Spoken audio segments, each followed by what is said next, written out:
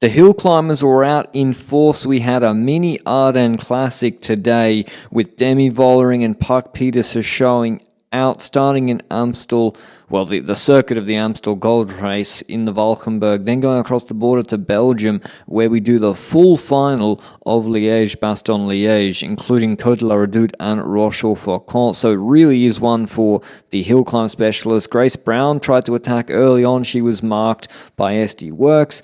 They've got Demi Vollering, who did the Ardennes Triple last year, but she was beaten this year in a few of the Ardennes races. Wasn't as dominant. Marianne Vos's Visma Lisa bike were also controlling proceedings in a wet and tricky race. Dygert crashing. I think Bradbury crashed, who's a big podium candidate for this race, Neve Bradbury. So not good for them. Martin, who was in the breakaway, was stopped by a train crossing, and because she had 30 seconds, they halted the peloton. They then got the stopwatch out, including, there's some great earrings she has as well, and then let Martin go again with a 30-second advantage. But actually she got 1 minute because the peloton was slow to take off with 50 Ks to go. Didn't really change the stage in the end. First climb, 3 Ks, 5.5%, and Phoenix de Koenig set out their intentions for this race, which was to make it very, very difficult. They've got Roy Ackers, who's a specialist in the Ardennes, Castelline, who won a stage last year, very, very good all-round rider and hilly rider, and of course Puck Pieterse is their wild card, their superstar, who they gave like a 5-year contract to. But it looked like, okay, maybe Castelline's just going for QOM points. I was surprised to see after already Weber's getting dropped and SD Works losing Majoris that more teams didn't try to anticipate in this phase, like Grace Brown, like EF, like Anna Henderson on Visma, like on Little Trek.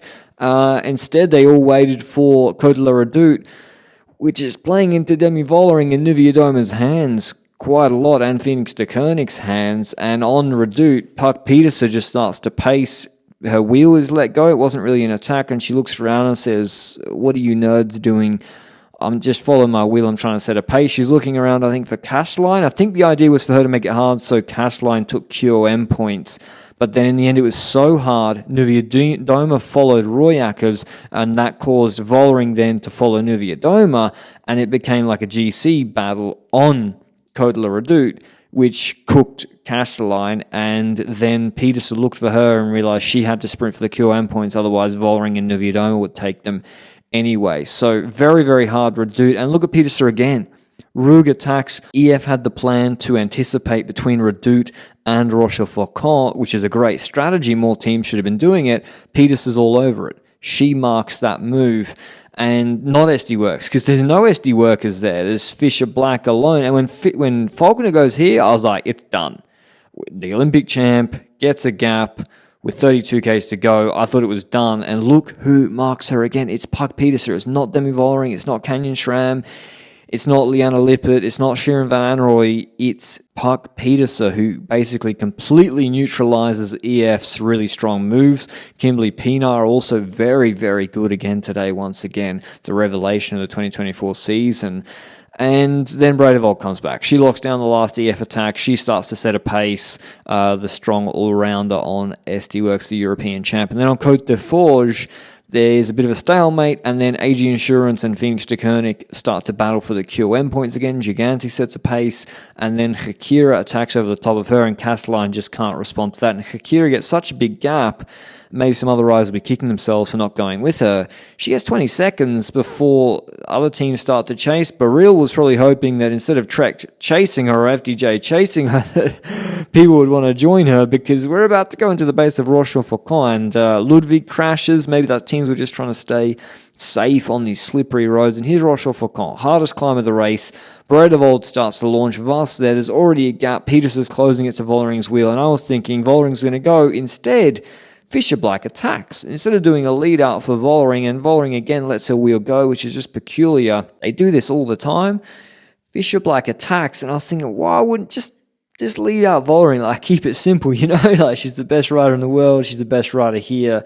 If you just pace really hard, she'll probably get separation. Pieterse is on the limit here, and then Vollering has to pace herself. Marcus dropped. She lose time today. Not great start for her GC ambitions. Lebu gapped. Marianne Vos also completely parked on the Rochefort-Faucon, and Vollering smashing. Nivea Doma takes over from her, and there's Roy Ackers and Pieterse with them. Pieterse going over the top of Rochefort-Faucon first, actually.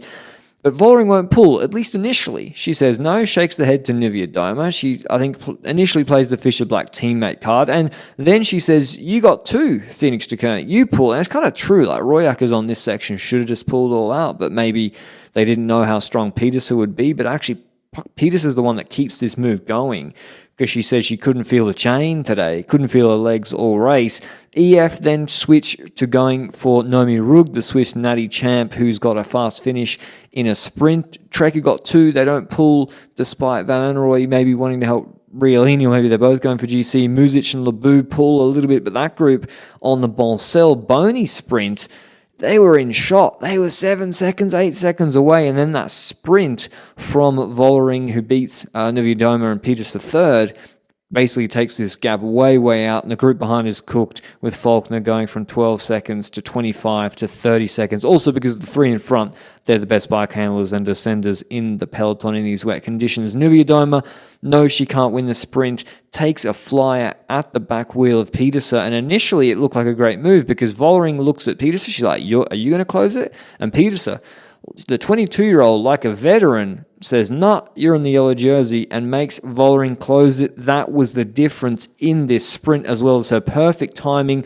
boxing in Vollering as well a little bit. Vollering caught napping, gets back to the wheel of Park Petersen, looks like she's coming around. We don't know where the finish line is, and is able to just hold on. When you see Vollering shake her head, she knew before the photo finish came through that Park Petersen had won this stage. Her first ever stage on the road. She does it in the Tour de France Femmes avec Zwift, beating the best rider in the world in her terrain, Demi Vollering. Niewiadoma, a valiant third, then Kim, Pienaar, Nomi Rugg, Toledo de Jong, Evita Muzic, Sharon Van Anrooy, Niamh Fisher Black, and Meiring rounding out the top 10. Here's what the Phoenix de Koenig star had to say after the stage. Yeah, I don't know, the last few days I had super good legs.